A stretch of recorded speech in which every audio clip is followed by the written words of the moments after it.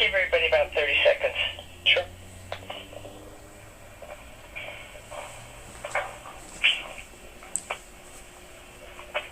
All right.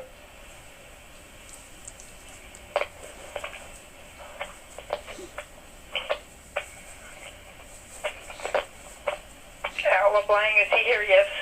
Yes. Yeah, okay. Joining the conference. Your room.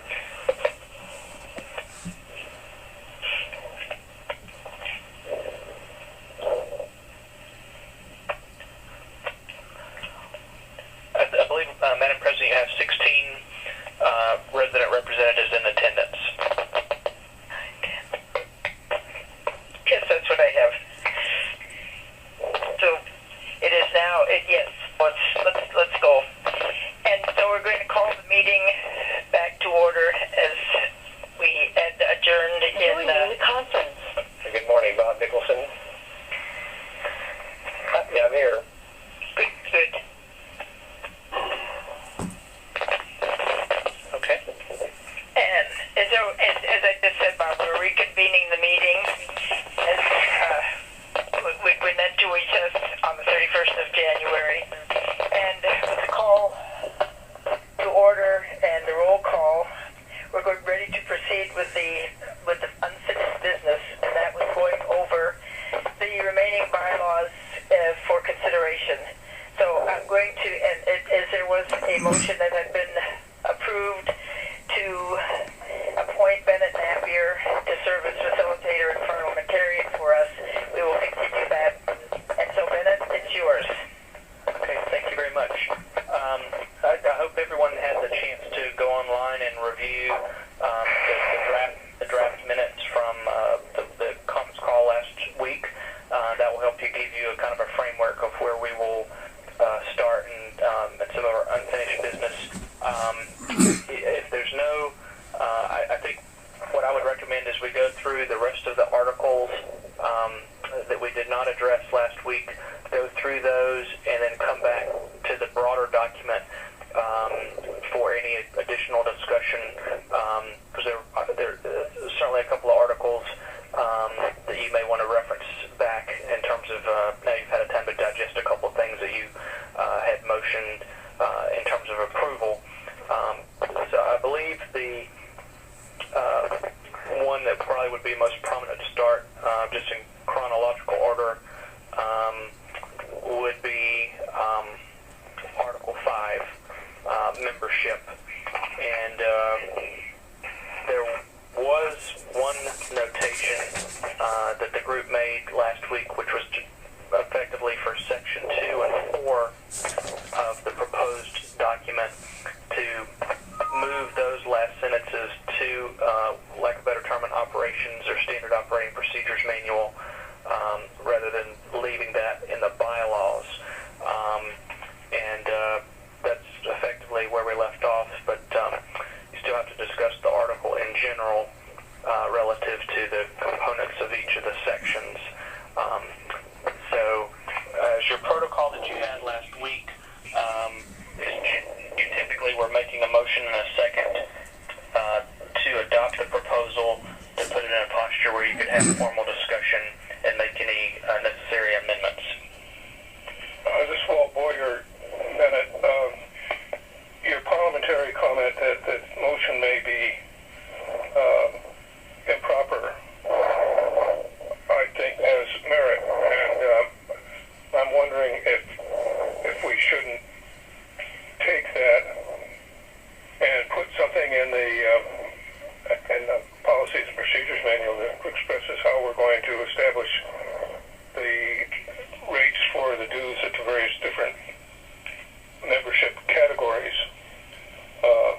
rather quickly, and then place those sentences back in order to maintain a proper parliamentary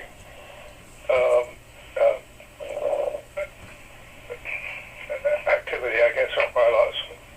But if this is Ruth, if I could interject, actually, if you have numbers for dues, that properly should be in the policies procedures manual. Otherwise, we'll have to go back and and amend the bylaws every time we do something with dues, so I would ask you to think about that one again.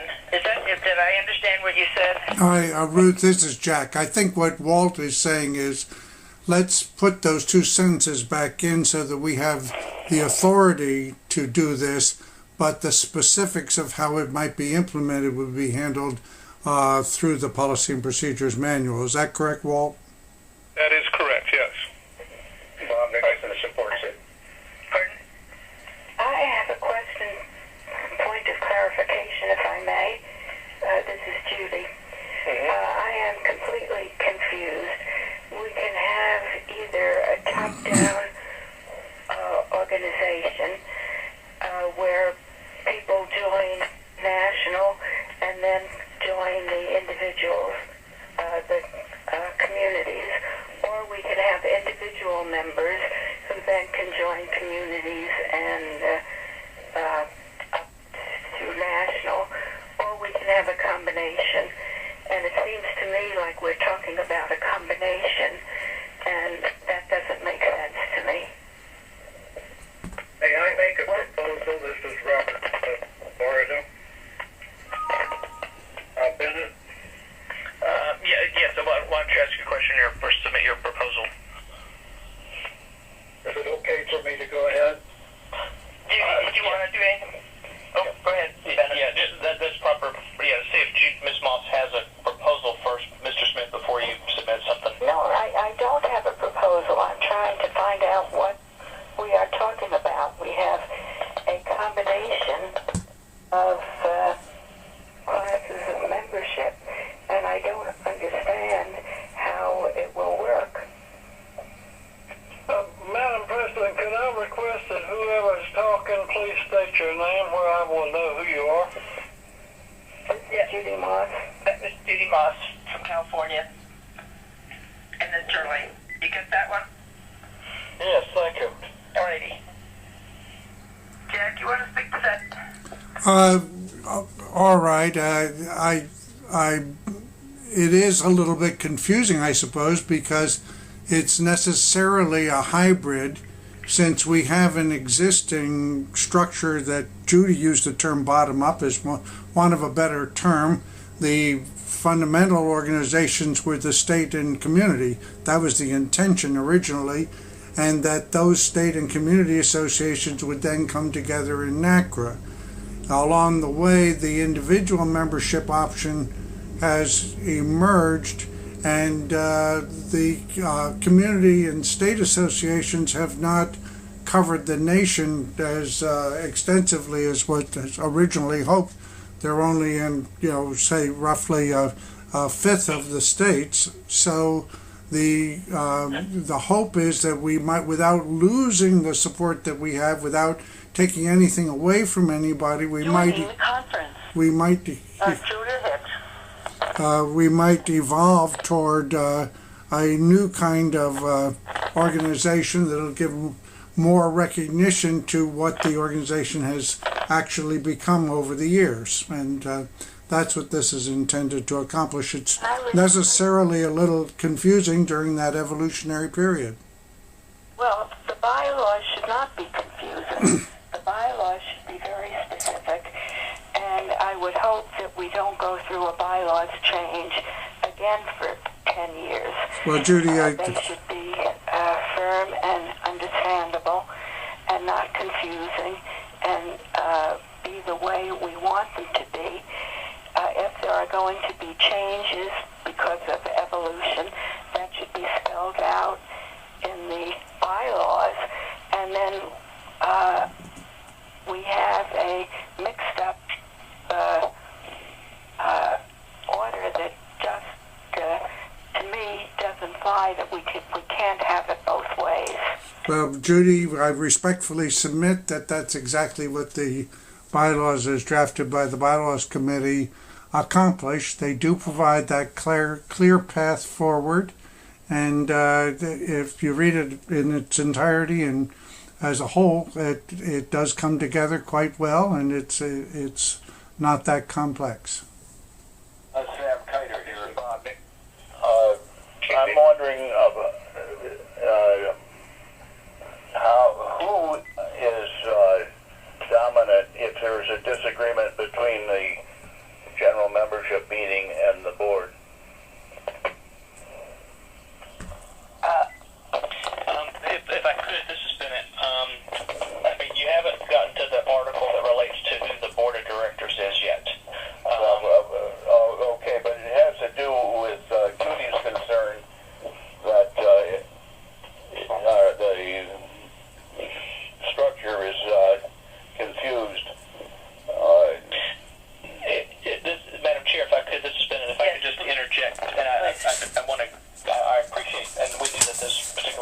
going to, take a lot of time of discussion and debate, and so will the next article. But the reality is, hybrid is probably the good word that Mr. Cumming chose to use.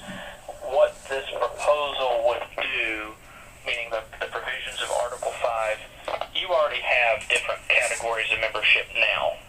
So to some extent, what you're proposing is not drastically different, except for one component. To Mrs. Moss's point, you have effectively, in a what's called a, I'm using it as an example, not in this one, but just for comparison purposes, you have what's called a tripartite organization or a federation, which means somebody writes one check and it covers the dues for local, state, and national organizations. In this particular case, it's generally going to be related to a state and the national. At this point in time, NACRA does not have the authority nor the protocols by which to entertain that type of process if a state should request that to be considered by NACRA. I believe the intent of the proposal is to allow on a voluntary basis a state to make a proposal to NACRA whereby an individual resident, if you will, could write one check to one of the organizations, and there would be a revenue share between the two organizations. And again, the mechanics of that, the formula for what those amounts would be prescribed in a board policy outside of your bylaws. And in each case, the governing board of directors of NACRA would effectively have to approve or deny such a proposal or seek modifications to a proposal a specific state may present. And so I do understand the concern of, what type of organization are we under this structure. To some extent, it doesn't change anything because it's voluntary, and I believe only maybe a small number of states may actually, utilize this as an option if it were available. And that is, as an example of that is Florida at this point. So there are those options. Does that make it any clearer, Judy? Madam President Shirley Parker, let me give you a historical example of that. NACRA, about 9 years ago, Massachusetts, the state of Massachusetts, created a situation where they collected $1 amount for both the state dues and the national dues and split it. The only reason it did not continue, the states could not agree on what the structure or the amount of those dues should be. So it was terminated after 2 years, but it was very successful in generating a large number of residents for both Massachusetts and the national organization. And if we could have got together on what the dues amount should have been, wouldn't even be having this discussion now. But this is a historical precedence for doing this exact thing that Ben is talking about. Well, I think that the Section 2 actually is contrary to what Bennett is talking about. It says that if a state association pays its dues, its individual members become individual members of NACRA without further ado. Well, that's not what it... Not so. Well, The second sentence says that it has to, it only happens upon receipt of bulk enrollment dues as the board shall from time to time determine. Yeah. Which means the board could establish one membership fee for a state organization in case of Section 2, and an additional fee per member for if the state decided to... the bulk enrollment dues are in addition to the... Who is speaking? That would be my understanding. Who is speaking? Who is the person who posed the question? Sam Kaiser, Okay. Maryland. Okay, Sam, this is Jack Cumming. One thing I want to reassure you on was the question you raised before. The board serves the general membership, not the members necessarily who are present at a in-person membership meeting, but the board serves the general membership. There's no question about that. Well, that leaves my question unanswered. If a decision is taken by the members at a general meeting, you're basically saying, I think, that the board is not bound by it. Oh, Sam, I don't think that's helpful, but you don't want things that are just done on the fly in the emotion of the moment to override something that's been deliberated without good reason. Nobody's taking over here, Sam. I don't think you have to fear that. It's just for the government. I'm like Judy. I'm trying to figure out how this thing is going to work. When do I get in? Bob Nicholson in. Yes, this is Bob Nicholson in. Mr. Nicholson, Reverend Nicholson, this is Bennett. Mr. had posed a question earlier, so I know we kind of moved around him, so he probably should be recognized, and then we could come back to you. All right, thank you. I would like to make a proposal that the basis for any membership in this organization is individual membership, and that we do away with state membership and resident membership. Now, if we have individual membership, let's just say, for an example, for the first year, there'll be $5 to become a member of NACRA. If your state happens to have a state organization, which we pay about $16 for that in Florida, that we could send to NACRA $20, $15 of that would go to our state organization, or $16, whatever, and $4 would go to NACRA. And we could use that as a sales pitch, too. For the first year or 2 years, we could try with being very cheap as far as membership in NACRA, and this could be used to get members, that this is the time to join, because in the next year or so, it's going to double. We're going to go up to $10. But that everything that's done is based on individual membership, and there is no such thing as being a member of a resident association and being a member of NACRA, or a state organization and being a member of NACRA. Just plain individual members becoming members of NACRA. And we should be designed like leading age, that NACRA would be the top organization, and then we would have NACRA Florida, NACRA Connecticut, NACRA Massachusetts, NACRA California, so on and so forth. And then when these people have dues, why, they could be applied to the membership dues that are paid to NACRA. And I believe that this type of an organization would work. Well, that would imply that the NACRA could determine the policy of the state organizations. I don't think that will work. No. We're just talking about membership. And it would be that it wouldn't apply anything. The state organizations, if they started, could make their own rules and regulations. But as far as membership is concerned, it would be $5 for NACRA and $15 for Florida, or whatever. And Florida still has option to make its own rules and regulations. But we don't stipulate regulations for any state now. It's simply how we are going to be organized so that everybody is self-sustaining, and yet we work as a team. This is Dan Robinson. What would be the role of the state NACRA, and how would that relate to the state organization CCRCs. What I'm saying is that a representative from each state could be on the board of NACRA. And Well, that that's they the would- way it is, Bob. This is the way it is now, only it is not working.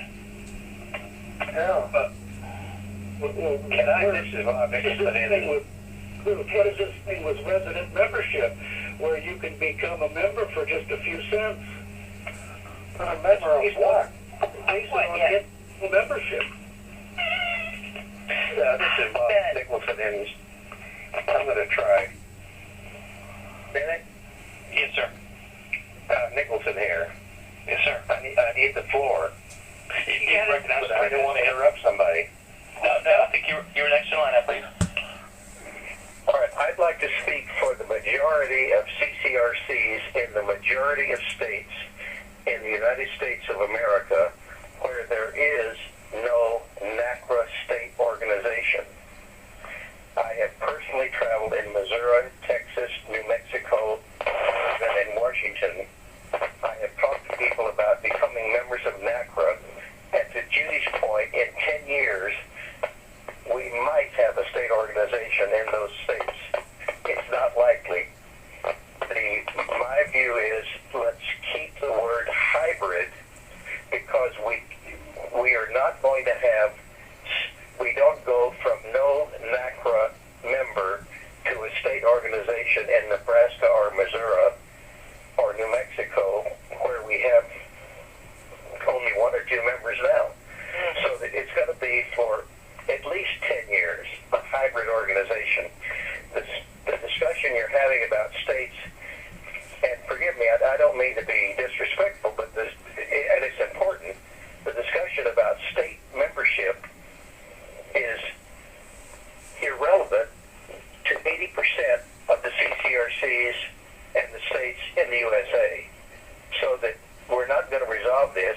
We just have to settle that the reality is we are a hybrid organization. And if you start reducing, I mean, people out in here in Washington, I just came back from Oregon visiting three CCRCs where we have one or two members. I mean, they're wondering, why is it so cheap to join NACRA? And if we drop it down to $5, oh yeah, anyway, that's all I want to say. And if I could just interject, the hybrid is the key at this point. Go ahead, Bennett. Yes, ma'am.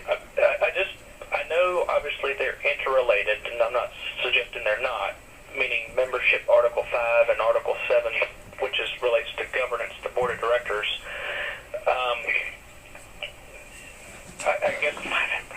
I guess there's a core question that keeps being raised of who can serve on the board.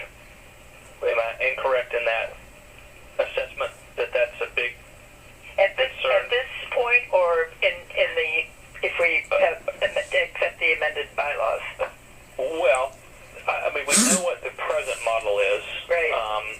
And to your chair's point, if you maintain your current governance model, which means you could have, hundreds of board members technically under the current governance structure. One, that's not a workable number to govern anything, and two, you've had, to Reverend Nicholson's point, you've got I agree with his assessment, a good number of states that will never probably organize, either for a variety of factors, meaning they don't have enough CCRCs in their state to even create a state organization. They may not have an interest in doing so. There are lots of different factors. So, to that point, you as an organization are a national association. Last week you clearly refined your mission and your vision and who you serve and how you serve them. You have to be able to do that in an efficient manner. And so the two main components to define that are who can become a member and in what capacity, and then two, who populates your governing board. I know they're interrelated. I think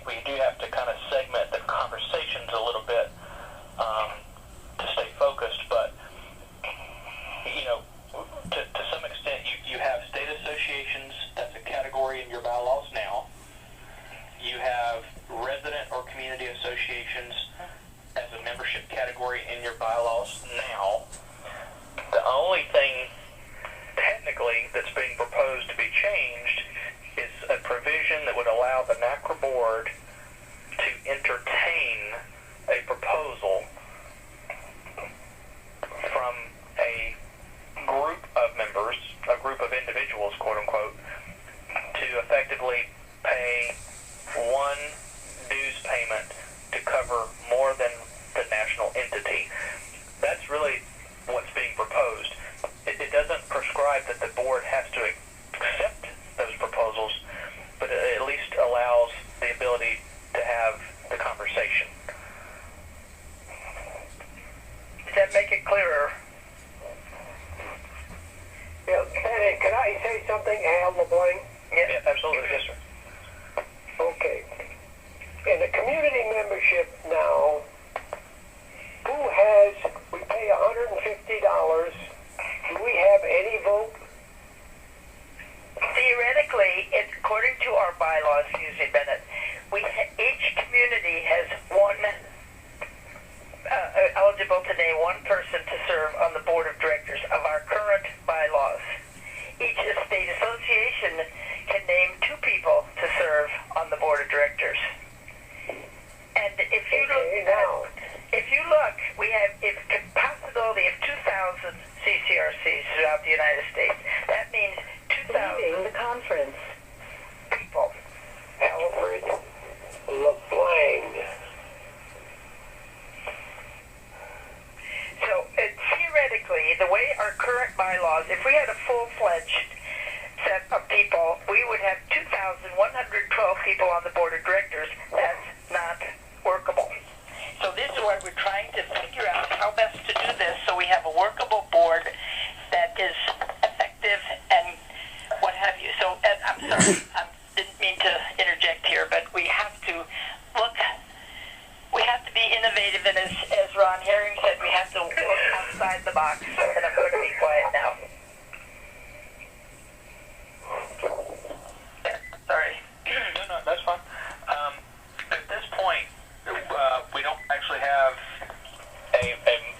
there's been a quote unquote, it wasn't actually a motion, but it was probably intended to be so. We don't have any motion to act on the proposal for any of the sections. Is it better relative to the discussion to take this section by section rather than the article in total and go back through each section individually? Bennett, this one where I have a comment on that.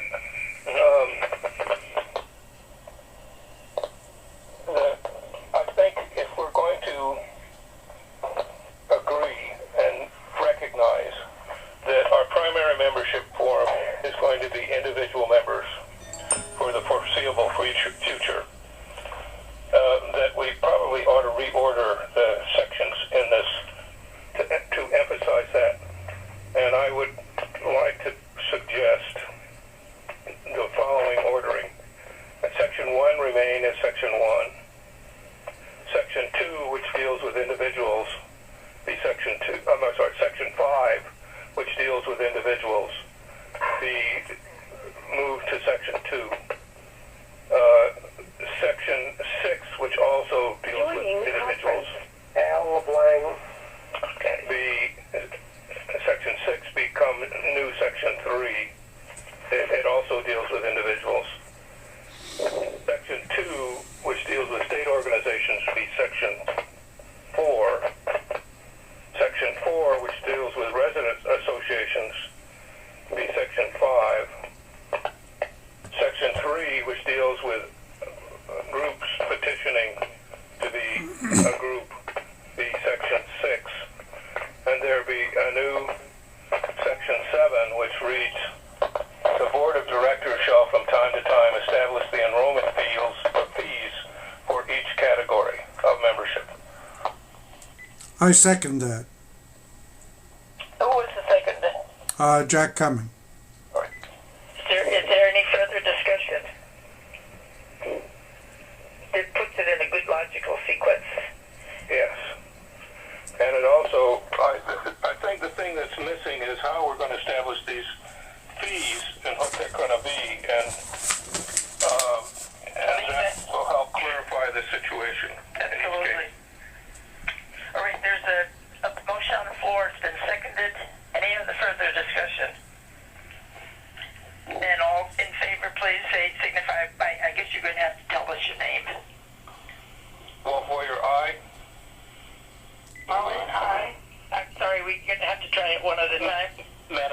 Madam Chair? Yes. Since we're on a teleconference, it may be appropriate to call for the yeas and then the nays, and then we can count the nays to see if the motion carries or is defeated.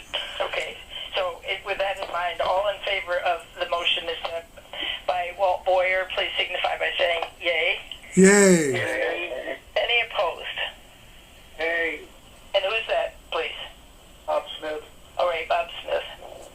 Okay, so Walton abstaining. and you're abstaining. Okay. So the motion has passed. And Bennett, please. Okay. Can we question it at this point or not? Can you what? Well, not technically, Mr. Smith. Unless you do a motion to reconsider. I'd like to reconsider. It takes two-thirds vote to reconsider. Well, why don't we just hear what Bob Smith has to say, because we want to get this right. Yeah, sure.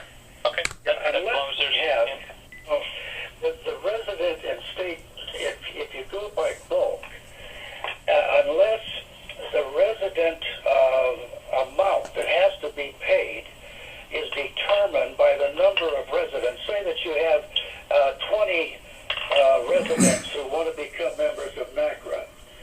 Well, the going individual rate for, let's just use an example now, it doesn't mean this is it, that say the going rate's $5. So that means then the residence board should be paying 5 times 20, or, $100 for their resident membership. If you've got a state membership where there's 1,000 people who want to become NACRA members, then it should be 1,000 times 5. And it should be the same as an individual membership. I don't know why I would want to pay an individual membership when I can get on the same amount of benefit for just a few cents. And that makes no sense to me. That's why this Walt Boyer, that's why I suggested we add a section 7, which says the board of directors shall from time to time establish the enrollment fees for each category of membership. And the board of directors can consider those kinds of issues when it makes those determinations. Okay, go ahead, Bennett. With respect to the previous motion that did pass, my assumption is we still have to come back to the commentary related to bulk dues, and I don't think that's been properly addressed at this point as far as any action. Here again, is that possible? No, I guess I was just wondering, question if you could do that in the policies and procedures when you went with the in the new section 7 establishing fees and dues. As long as everybody is comfortable with that, I'm from a facilitator standpoint. I need to make sure everybody's comfortable with that standpoint. Yeah, I think that's the intention. Joe Walton would be better able to explain, but I believe the model would be similar to what he's familiar with from the association group business. Mm-hmm. Okay. I take it that the effect of that would be to leave decisions regarding bulk enrollment to the board. Yes, that's correct. Is there anything further on that? Okay. All right. I just want to make sure before we move on. So, all right. If everybody's comfortable with that, And I would like to say that no, I'm not comfortable with it, but I'm willing to go along and see what happens. Bennett? okay. Hey, Yes, Mr. Woodley. Yeah, I got my phone went dead. I had to get another phone. My question is, what is the benefit of an individual membership versus a membership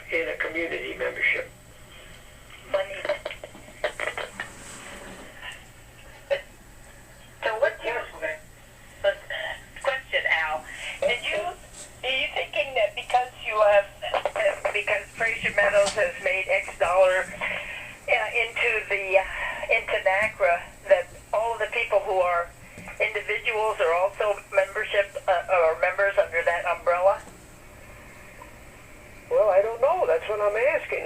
We got, yeah. I don't believe that's the intent. all I'm trying to say is that I have a difficult time explaining to people to pay $15 when Your community. when a community can pay $150 and get what I think is the same benefits. Absolutely. Alice Walboyer, that's not the way I read it. The way I read it is that Fraser Meadows, this is the old Section 4, the new Section 5, Fraser Meadows could pay $150 and be a community member of the association. Okay. If they wanted their individual members to also be included as individual members, they would have to pay an additional bulk membership enrollment fee. That's not the way I read it. That's not the way I read it. That's the way I read it. There's a clear distinction between the first and the second. There are two separate sentences. I think it's quite clear.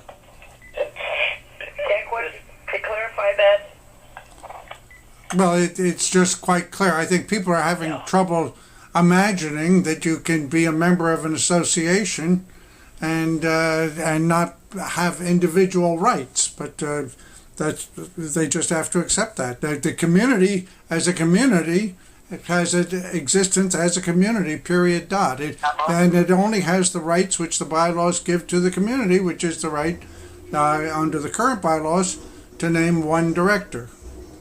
What is the right of the individual member who is paid $15? Well, the individual member gets all the privileges of participation. Well, I know, Mr. LeBlanc, it might help be cleared up if we get into Article 7. And I would encourage you to carry over the question, if you will, to Article 7 when we talk about governance. This is Beth. Hi.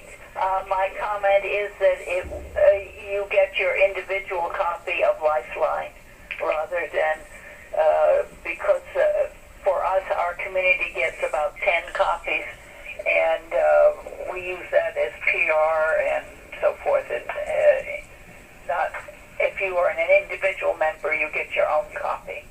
okay, and also you can get a free copy off the web, and Fraser also produces extra copies for those people, and we give, from the 10 copies we give 2 to each floor. okay, We can you can go to the library and read the copy. Yeah, Mr. LeBlanc, this is Ben. If I can, I understand what your question is, but to some extent it's not a bylaws-related question. It comes down to value in belonging, which that's going to be defined in what benefits you offer. But you're not going to, there's not a way, and it's not appropriate to define the benefits that are offered outside of voting privileges that are going to become to an individual resident member. okay. I'm not saying that you don't have a valid issue. I'm just saying it's not a bylaws issue. Right, and because our time is short, we're going to have to go on. So please, Bennett, the next. Okay. This is Beth. Hi. May I ask one quick question?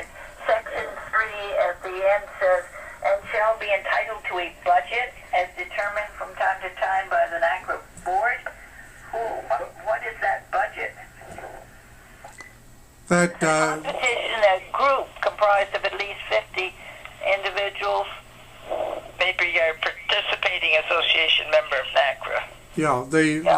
And should be entitled to a budget. The explanation there is that if people we go to a joint structure where you're paying one amount for your state membership and your NACRA membership, in those states where there is no state association, the people would be able to form an association and receive an entitlement that would be similar to what they would have received had there been a state association with a joint membership. So they'd be getting some income, but that amount would be determined by the board. By the NACRA board? Well, jointly. Themselves to get their own budget. Yeah, but and you have to have a state association to have an interactive discussion. So they're in the process of forming that association. They're forming it as a participating member of association member of NACRA. This is Rude. May I make a motion? Yes. That is that we delete what was just raised and shall be entitled to a budget as determined from time to time by the NACRA board. I second that. Would you read that again, please? I missed the first part, Bill. And it would simply be to delete the last part of section 3 of Article 5 and shall be entitled to a budget as determined from time to time by the NACRA board. Since it's been seconded, my reason for this is I think Jack's explanation is not normally what would be considered a budget. And this is confusing.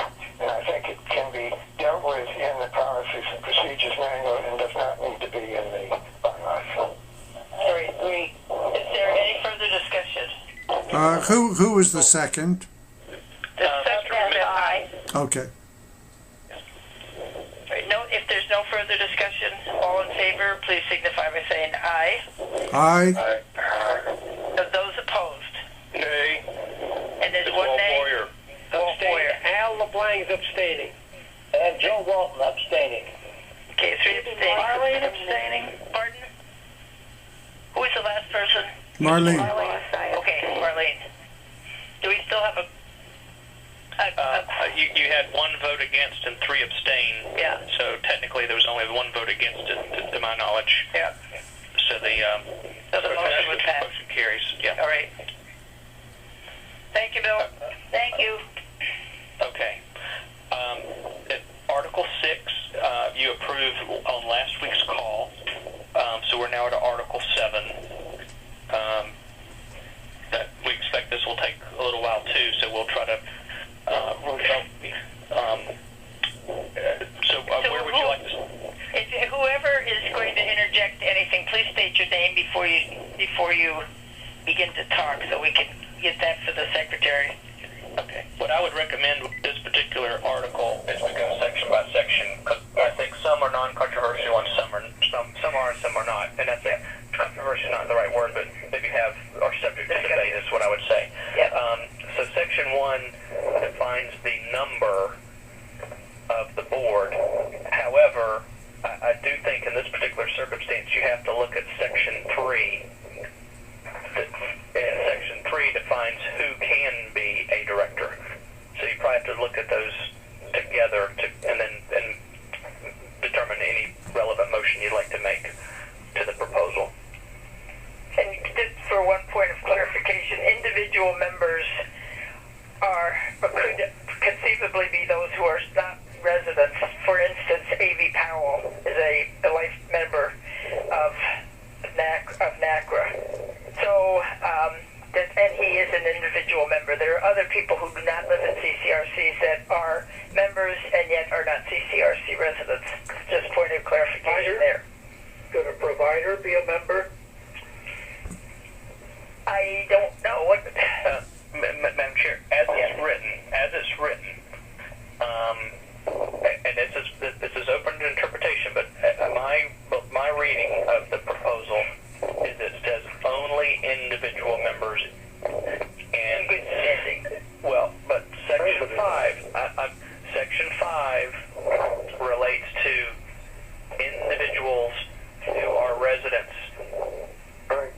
may become individual members. So it's called an individual member category. Section 6 is also an individual as a person, but if they're not residents, they are defined as a supporting member. So as it's written, only at this point, I'm just saying as it's written, may not be the intent, but as it's written, only individual members, which is defined by residents in section 5 of Article 5, could serve. Section 3, could we put the word resident in good standing? Well, let's wait until further discussion, then you can make, maybe that's a determination you want to make. Well, I think the discussion, this is Jack Cumming, I think the discussion that we've been having is whether we want to draw on the capabilities for the board service of some people, Catherine Pearson and A.V. Fowler, people who've been mentioned, who are not residents but who are supportive of NACRA's purposes. And there's a confusion that results from that section 6 of Article 5. Therefore, I would make a motion that we revise section 6 and merge it into section 5 so that anyone who is a resident or is supportive of the purposes of NACRA can become an individual member and therefore be qualified to participate in the organization. Is there a second to that motion? Who determines whether an individual is supportive of NACRA's purposes? Charlie Paul, can I second the motion? You pardon? There was a second. Charlie the second. motion, which now puts you back into the discussion stage. So the question that was raised prior to the motion was who defines whether or not somebody is supportive of the purposes of NACRA? Who's the screening board, if you will, lack of a better term? I don't think it requires a screening board. I think a person who declares themselves to be supportive should be considered supportive. If they later act in an unsupportive way, that becomes a separate matter. But if somebody declares that they support the residents, we ought to take them at their word. That including providers. Jack? That could include providers. I think there are many providers who are responsible people and very supportive of residents and who would be excellent members of NACRA, and many go on to actually live in the communities that they serve. And just for an example, Larry Minix, who is with Leading Age, is a life member of NACRA. And he's very supportive, so there you are. This is Judy Morris. I agree with Larry is supportive in many ways, but Everybody's I also wouldn't want him to be on our board of directors. Right. Madam Chair, if I could interject related to this, just for discussion purposes, there's obviously a conceptual question of do you want a non-resident to serve on the board of directors at all? That's a conceptual question. If there's an inclination to accommodate a non-resident who is supportive of the purposes of NACRA to serve in some capacity to the organization, most groups do have that now where I'm using the term regular member just for visualization, and allow a non-regular member to serve on the board. However, to maintain the core in terms of your membership, they restrict how many seats they could populate, and in some organizations would restrict whether or not they could serve as an executive committee officer or not. So it's just something for consideration for discussion purposes, depending on what people's intent is. all right. So, what did? I missed something. Somebody just say something. Judy Well, Morris and I started to say something. Yeah. And I think supporting members are great, but I don't think they should be on the board. I think it then dilutes the whole purpose of a resident association. I agree with that. That's fine.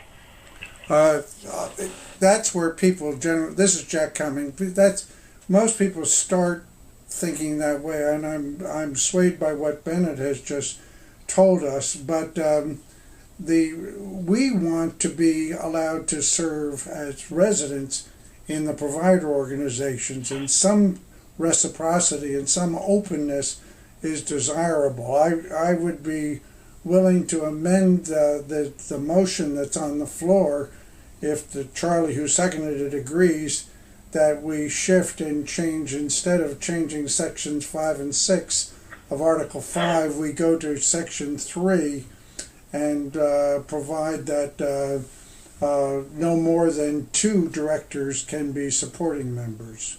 Just add that. Now, this is in Article 7. In Article 7, right. Section 3. No, so is there, and Jack has made an amendment to the original motion. Is there a second to that? Yep, all right, so there is a second. Is there further discussion? So this would be renamed to read again, Jack, would you? You would Section say 3. individual members in good standing can be directors and no more than 2 supporting members. Oh, well, that's a little, can be directors or something like that. All right. You can take the verbiage. All right. So, Cole, is there any other discussion? Yes, let's just go over the name of our organization is the Residents Association. And this has been an extremely controversial item in the state of California, as Jack is thoroughly familiar with. And especially if we were to have a board of only 6, to have 1/3 of the board supporting members is it's very difficult to accept that that is a proper way to run a residents association.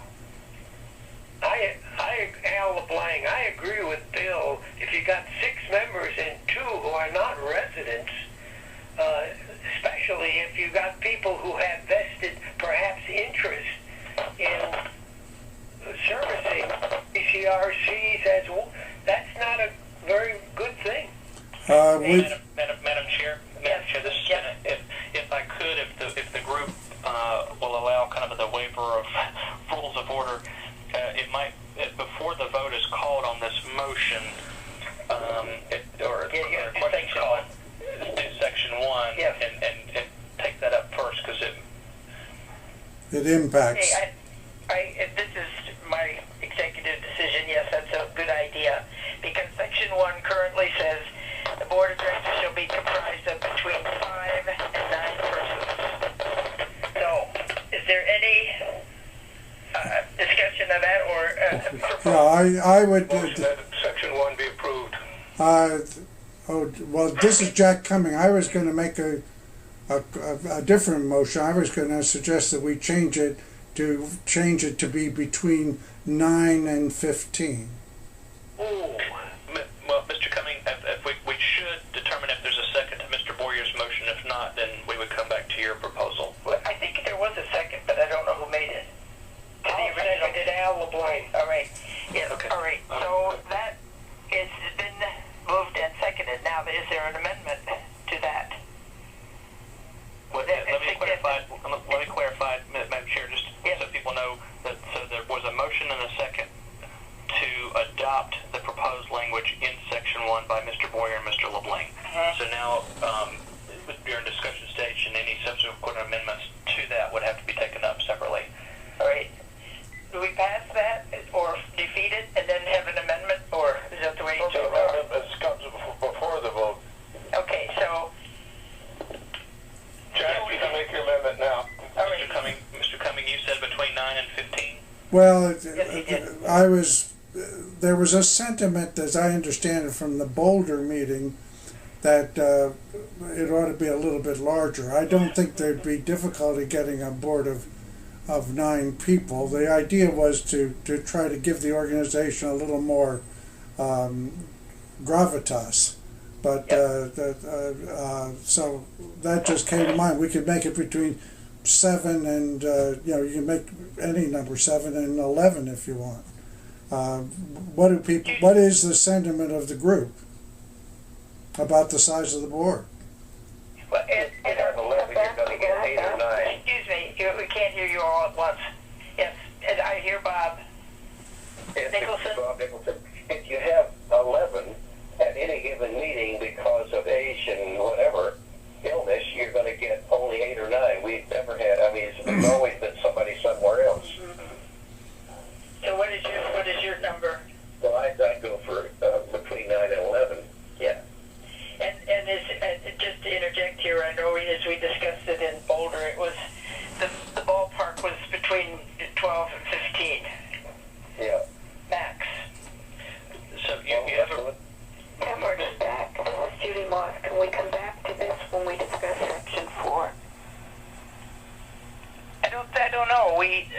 what do you think, Bennett? I think we should really look at the numbers. Yeah, I mean, Section 4 to some extent is going to be defined by Section 1. Well, so, yeah. Or vice versa.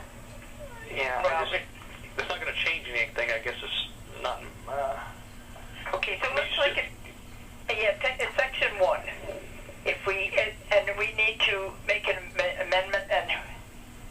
Yeah. So the only standing motion that you have on the floor is to adopt the proposed language between 5 and 9. You had a proposal by Mr. Cumming initially to amend, make it to 9 and 15, but there was no second to that. I would second that. This is Beth. Aye. Okay, so Jack and Beth. Okay. 5 is far too small. You're going to have 2 or 3 people out sick. You haven't got any meeting at all. Great. All right, so is there any further numbers being offered? Can we go for the amended? We have a second. Yes, you do. So you have a motion on the floor, a motion to amend. Yes. And effectively, you need to vote on the motion to amend, and that would create a board between 9 and 15 directors. So that being said, all in favor of a board being comprised of between 9 and 15 members, please signify by saying yes. Yes. Yes. Are there any opposed? Okay, that's passed. Wonderful. Okay. Yeah, Joe? He's abstaining. Oh, in Joe, okay. If it's the will of the group to expedite time, since you passed it unanimously with, I'm not saying unanimously, but you had one abstention, I don't think it's necessary to vote on the amended, the original motion as amended, because you had a supermajority. Okay. If people are comfortable with that. If you are. Okay, let's drive on. Okay, all right, so we'll go back to Section 4. And Section 4 effectively creates, what happened to Section 3? You already passed Section 3. No more than 2 supporting members. I'm sorry. We didn't take the vote on it. You're correct. No, we did not. I apologize. Okay, so we have now, since we've done the 9 to 15, Section 3. Individual members in good standing can be directors and no more than 2 supporting members. And was there a section? This is Bob Mickelson with an amendment to the motion that the board, in its wisdom, may select supporting members based on their experience and expertise to sit on the board ex officio. In addition to the numbers that we stipulate. The numbers. All right. Yeah. In addition to. I think it's. And what do you mean by ex officio? Without vote. Without vote and to contribute their expertise. The matter of providers being on the board is incendiary. And we need to say we need the expertise, we need to affiliate, we need to have providers, but they need to be ex officio and limited to 2 and based on their experience and the expertise that the board feels it needs. Now wait a minute, Bob. Wait a minute. Can I just ask you, Bob? I think I just heard you say that that the 2 supporting members would be ex officio, or are there other members who could be ex officio? So the 2 supporting members would be ex officio. Okay, so that's an entirely different than what is proposed. This won't be there. How many? Sorry, I've got can't even get it out, tongue-tied. What we had talked about, and then correct me if I'm wrong, only individual members in good standing can be directors, and no more than 2 supporting members. Leaving the conference.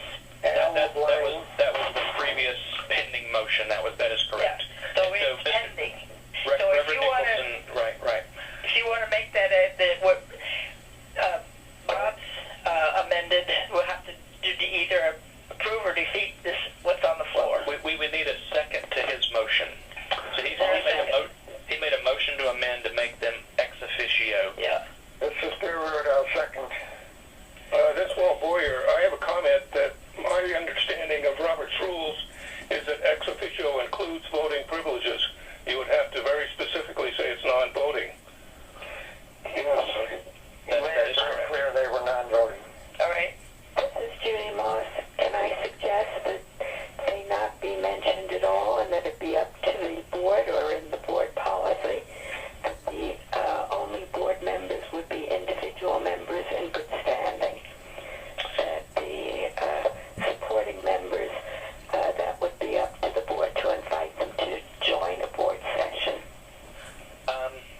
Madam Chair, this is I'd like to respond to that suggestion. I believe to give clarity to future NACRA boards, it would probably be conducive to spell out that this is even allowable, rather than leaving it silent. I'm sorry, we missed what you just said, Bennett. I respect the suggestion and what the intent was, but I believe to guide future NACRA boards and on this issue, because this issue is going to be important from now to the end of time, is to give some clarity to whether this is allowable or not, by defining it rather than leaving it silent. Okay. So let's say, what do we do first here, Bennett? Okay, so we have to... you have let me back up here. You've got a motion to amend, which prescribes, and I'm going to clarify based to the makers of the amended motion that their intent was to clarify no more than 2 directors can be supporting members who would serve in an ex officio non-voting capacity. All right, is that what we said? Yes. Yes. All right. Yeah. So do we need, okay, Bennett, where do we go? So we would need someone could call the question on the amended motion, or the motion to amend. All right, is there a call to the question? I'll call for the amendment. All right, and we've got that all set and seconded. So let us proceed.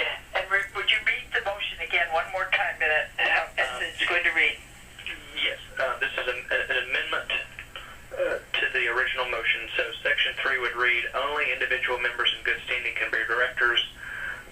No more than 2 directors can be supporting members, and they shall serve in a ex officio non-voting capacity. Okay. All righty, so we're going to vote on that motion. All in favor, please signify by saying aye. Aye. Those opposed? Nay. No. Nay. All right, you're going to have to let us know who you are. Okay, let us count by the nays. Nays, please. Walt Boyer. Jack Cumming? Counting. Counting the nays. All right, Marlene is nay. Jack Cumming is... Nay. Julia Hicks? Yes. Okay. Charlie Polk is nay. Charlie Polk is nay. And Judy Moss. Any others? Jack Cumming was nay. Did you get that? No. Okay, so I'm going to read Walt Boyer, Marlene Varner, Julia Hicks, Charlie Polk, Judy Moss, and Jack Cumming. Did we miss any nays? Robert Smith. Okay. Okay. And Bill Walton is abstaining.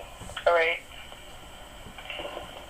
The reason I say that, because today we are an organization represented by membership consists of 11 states, 38 communities, 890 individuals, and 42 life members.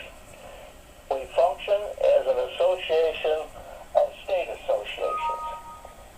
And as I hear the conversation, we're generally in favor of moving to create an organization that is really a federal organization of state associations. And in this transition, we are creating a hybrid organization. What I don't understand is what is that hybrid organization? What is its duties? What is its responsibilities? What kind of governance must be present in order for a hybrid organization to function? Until we answer those questions, it's hard for me to determine what we should do about any law proposals.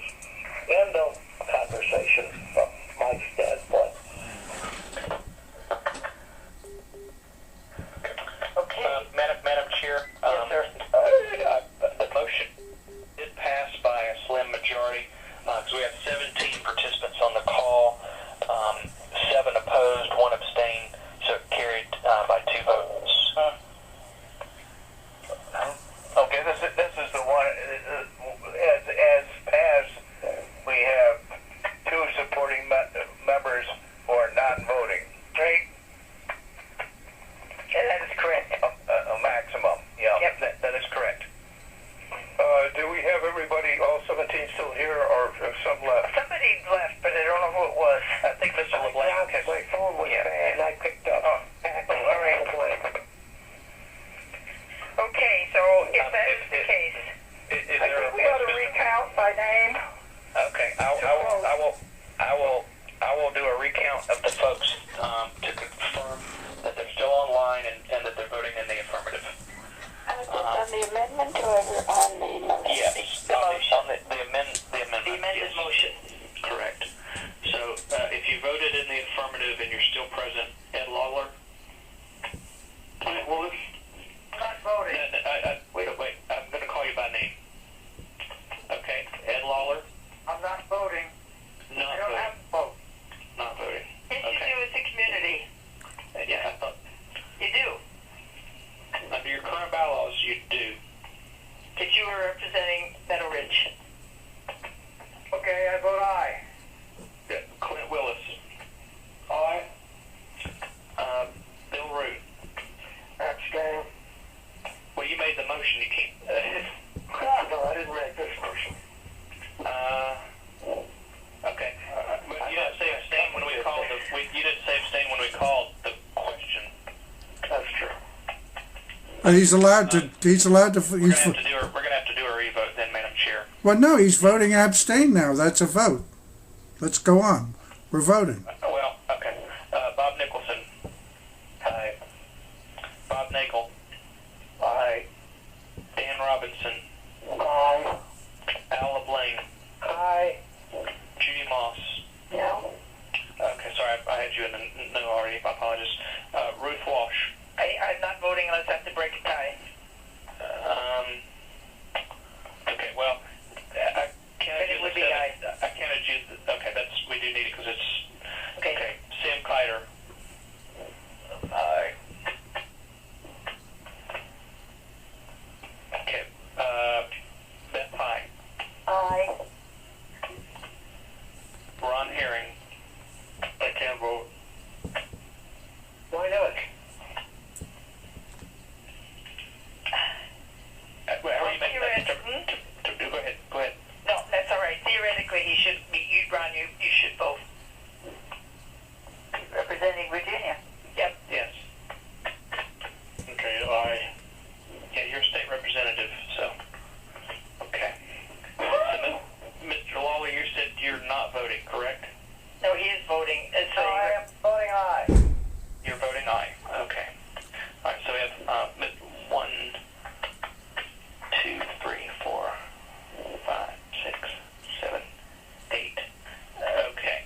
You have 8 votes in favor, 7 opposed, and 2 abstain. it's really close. It did carry, but it carried. It passed by 1. Yeah. All right. Okay. We're still technically on section 3. Given it was such a tight vote, I mean, that vote was on the motion to amend. So now we have to come back to the effectively what I call the original motion as amended. Which reads essentially that we just read, that only individual members in good standing may be directors and no more than 2 supporting members and they will not have a vote. And I'm not saying that correctly. Ex officio and not have a vote. Yeah, or ex officio. They will not have a vote. And that's what you got to vote on now.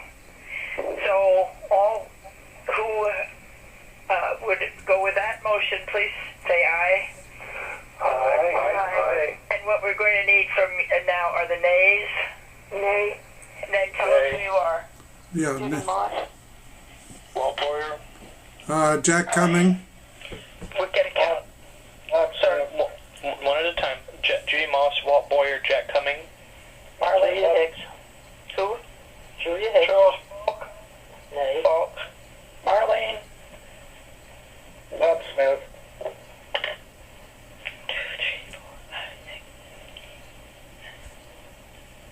Okay, I think we missed somebody. We've got Judy Moss, Walt Boyer, Jack Cumming, Marlene Varner, Charlie Falk, Julia Hicks, Bob Smith. This is voting against the motion. 1, 2, 3, 4, 5, 6, 7, 8. Did we miss anybody? And I'm abstaining. And Walton's abstaining. I think you have to vote. I have to vote yes. Yeah, so the motion carries.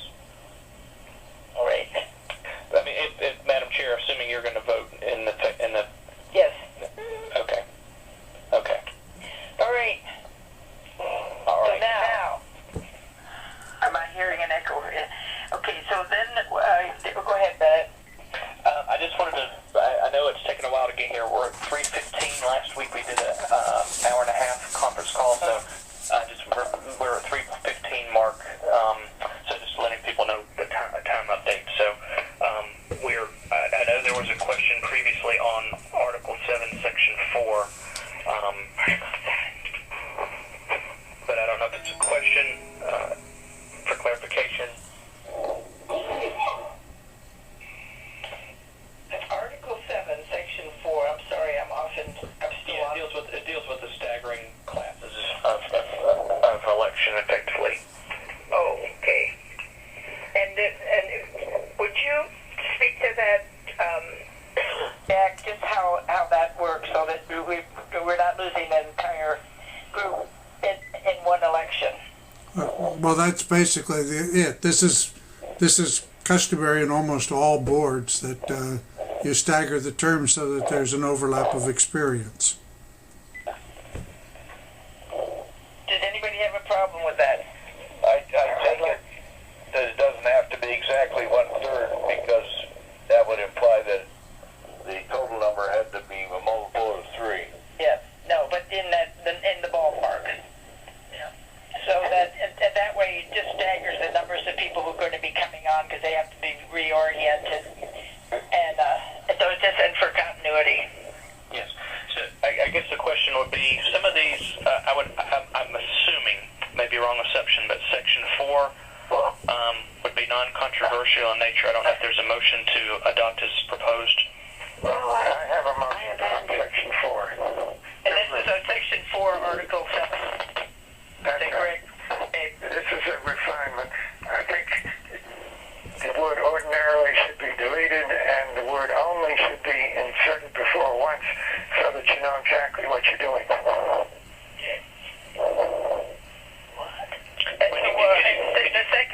In the second sentence, delete the word ordinarily. And then there's also the second sentence before once you insert only. Only one. I believe the intent must be term limits, but if you don't put only, the intent is not clear. And so could there be after a period of a year they could go back on, or is that I don't. you don't have any problem with how that? All I want to do is make it clear what we're voting on. Okay. All right, Bennett. Mr. Cumming, can I ask for a clarification from the Bylaws Committee? Was one, would you find those to be friendly amendments, and two, was the intent to say, no more than 2 consecutive terms, and then they could sit out a cycle and come back? Well, my personal preference would be 2 consecutive terms, so that people have to step off for a period.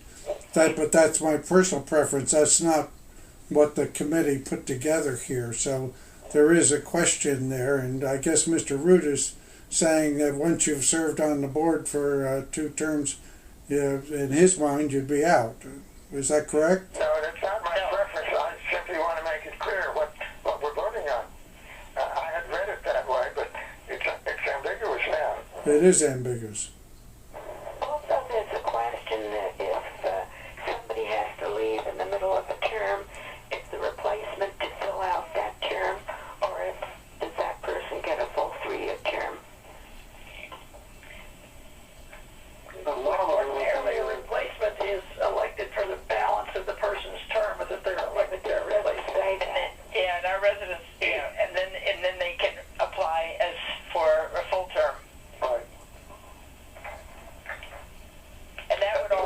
in the policies and procedures manual, so we would get that straight.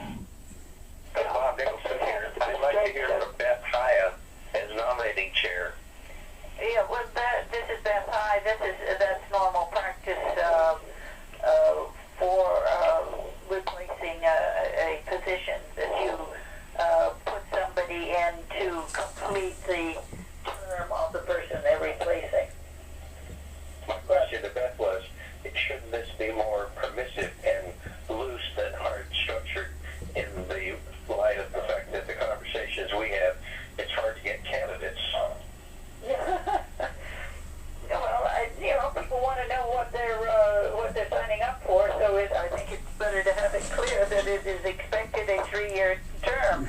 I've always told everybody I expect you to be there for at least 2 years, but if for health reasons or other reasons they have to drop out, then they have to drop out. Yep, good. But nobody's going to make them be on the board from their sick bed. No. Yes.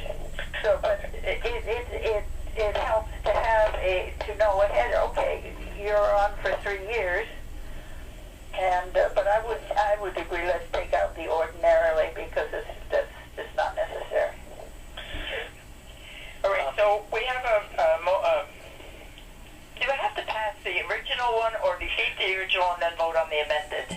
Well, I think at this point we're somewhat out of posture. So as long as the group is willing to do it in discussion stage, I think we need to determine a majority opinion on whether or not you want to term limit people out permanently, or just say they can serve up to 2 consecutive 3-year terms, and then could sit out a cycle and then run again. I think that we need to determine what majority opinion is on that particular point first. Unfortunately, because we're not getting any younger, it hardly makes sense to have 2 consecutive terms. That's 6 years, for goodness sake. Yeah, I don't think it's a problem, frankly. I guess what I'm saying is it's standard that you would say, it's limited to 2 consecutive 3-year terms. I guess my question is, if we leave it as worded where, to Mr. Root's point, where we say only once, that means forever. But I'm not sure that that's your intent. But it's the consecutive that's the bear. I mean, if they served in, like, by church vester, you have to go off for a year, and then you can go back on. Agreed. I'm just saying this doesn't say that. We need to determine what majority opinion is. Is there... How do I do this one? Perhaps you need to add a sentence after re-elected once. A director may be re-elected after a 1-year hiatus. Sabbatical. Sabbatical. No, it's a hiatus. Whatever. Okay. Being off for 1 year. Does that sound reasonable? I don't think this is ever going to come out because if you can get somebody to stay for 6 years, Marlene, how long have you been on? And you just got off. I served either 5 or 6 years. I don't remember. Yeah. Can we just go on with this because it is now 3:21? I have a question if I may. If you want to leave it flexible, why not simply delete and maybe re-elected once? That leaves it flexible. Any time. Absolutely.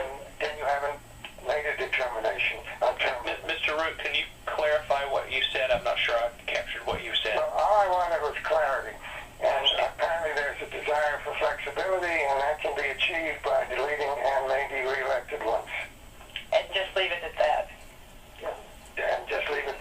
That would mean that directors could be re-elected. She'll serve for a 3-year term, and that's all you're going to say. And whenever, it states whenever. Great. Okay, so we need to have this so that we can move. I have one question on it, if I may. Well, I amend my motion and say delete and maybe re-elected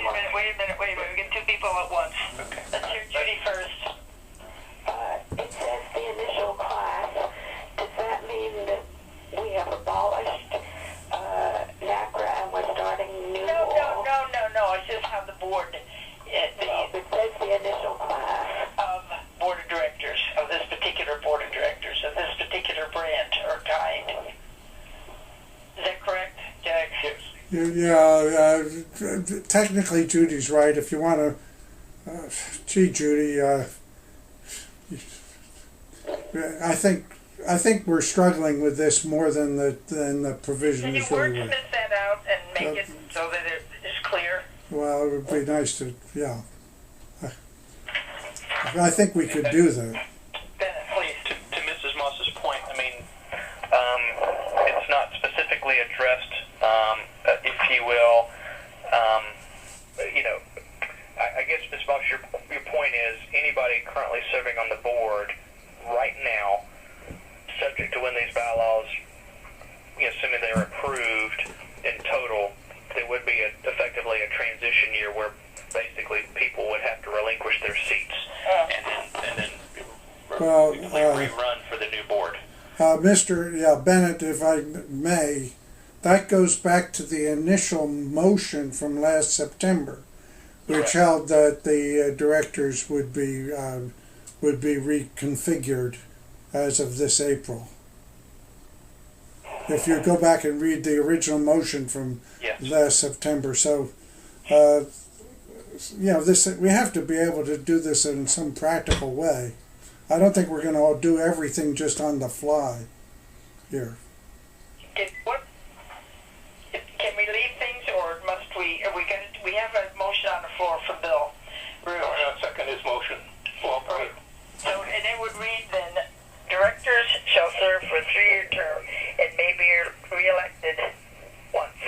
No, his motion, Madam Chair, Madam Chair, I believe his final motion that Mr. Boyer seconded, it would read, to ensure continuity of leadership, there shall be 3 classes of director with 1/3 of the directors elected at each annual meeting, period. Directors shall serve for a 3-year term, period.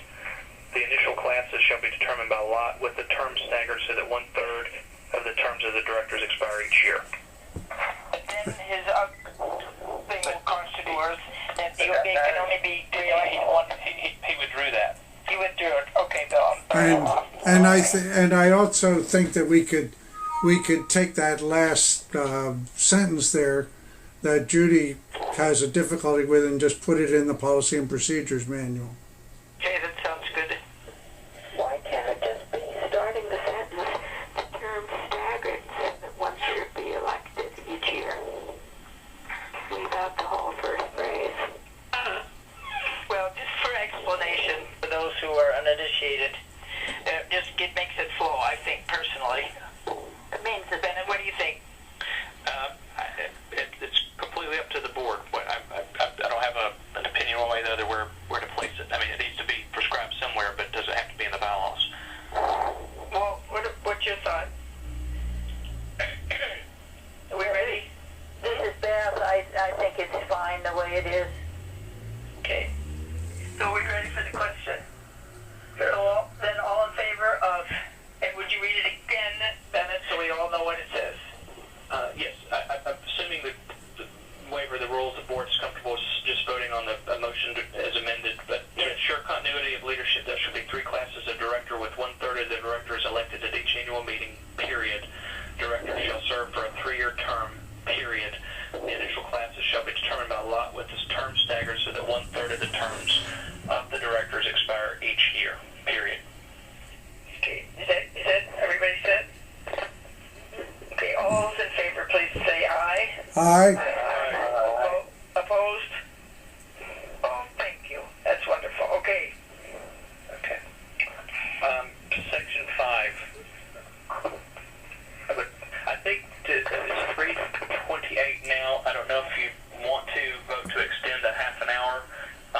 I think the other ones should go a little bit more efficiently, but it's up to the board what you'd like to do here. This We extend for a half an hour.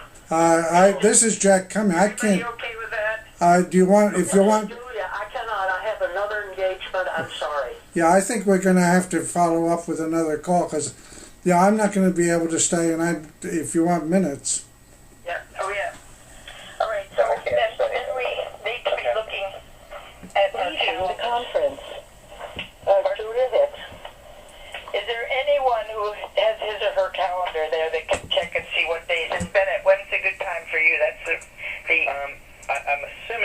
other sections or articles, probably I'm being optimistic, but I think these will be less controversial and take less debate. So I'm assuming it could be accomplished in an hour. What do you have available?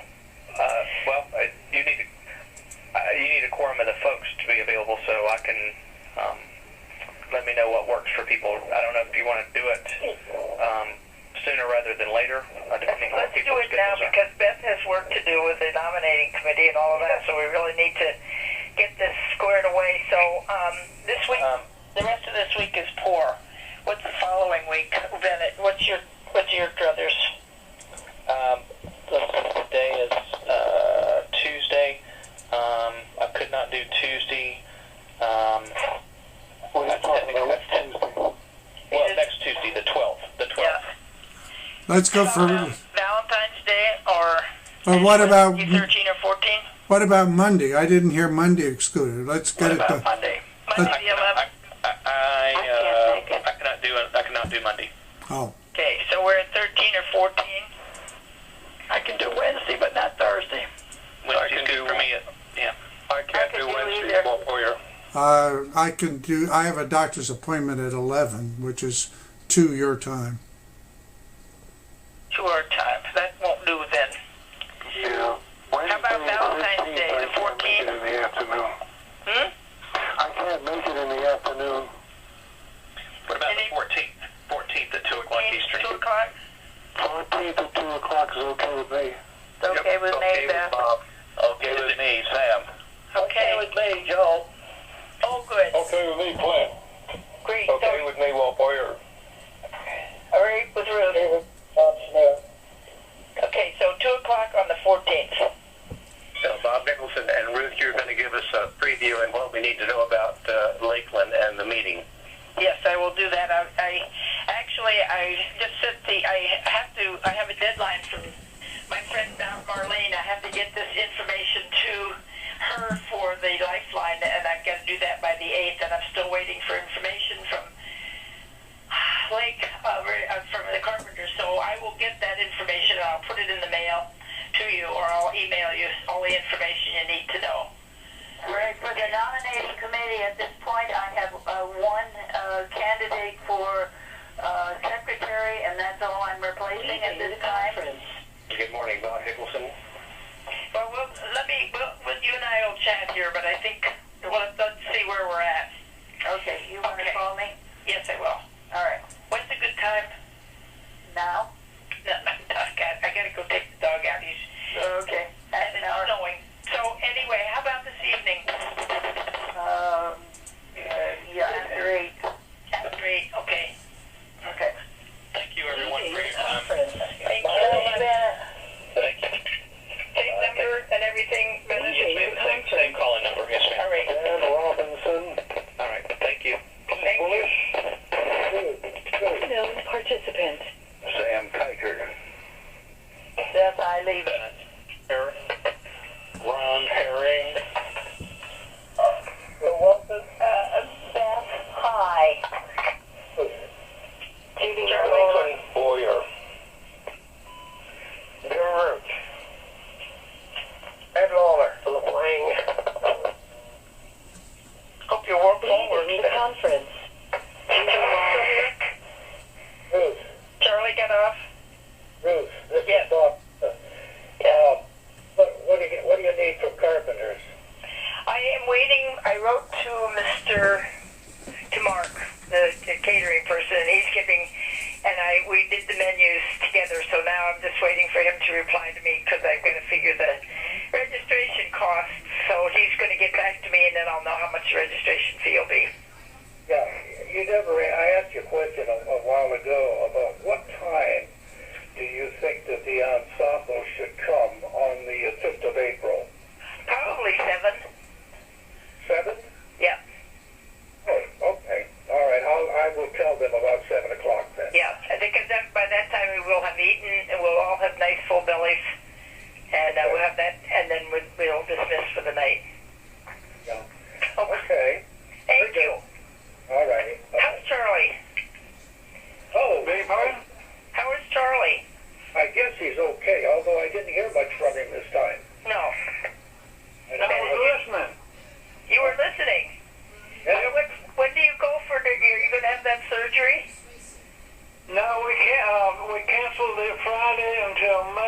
going to do another evaluation in May. They think Okay. my ticker need to get a little improvement before they do it. Okay. Now, do you want to do the keynote address then? That's Thursday morning or Friday, whenever we're going to do that, whenever we get underway. On I the want first to do day. whatever you want me to do.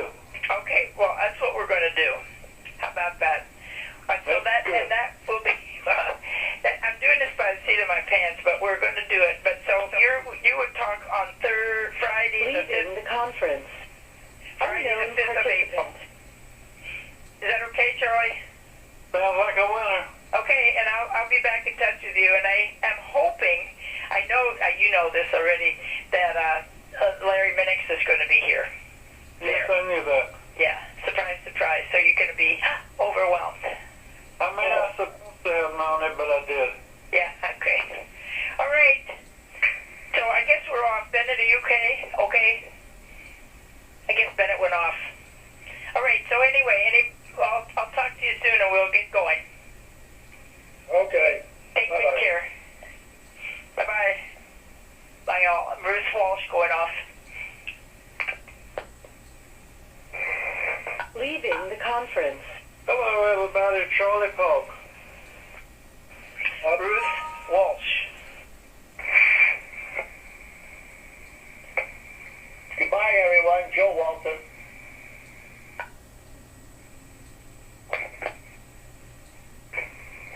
Leaving the conference. Robert Smith.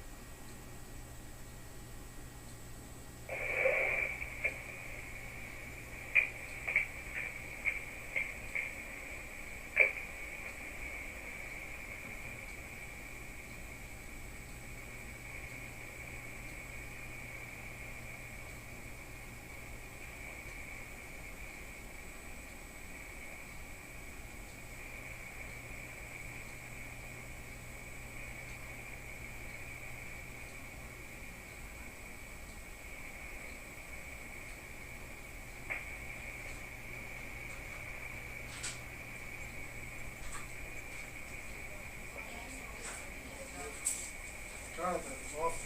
It was.